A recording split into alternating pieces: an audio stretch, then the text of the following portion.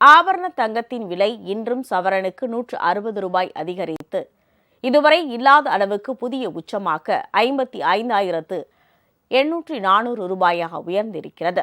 சர்வதேச சந்தை நிலவரத்திற்கு ஏற்ப ஆபரண தங்கத்தின் விலை நிர்ணயம் செய்யப்படும்.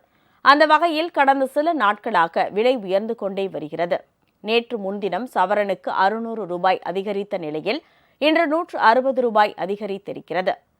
இன்று சென்னையில் 1 கிராம் தங்கம் 6,980 ரூபாயாகவும் ஒரு சவரன் 55,840 ரூபாயாகவும் விற்பனை செய்யப்படுகிறது. அதே நேரத்தில் வெள்ளியின் விலையில் மாற்றம் இல்லை.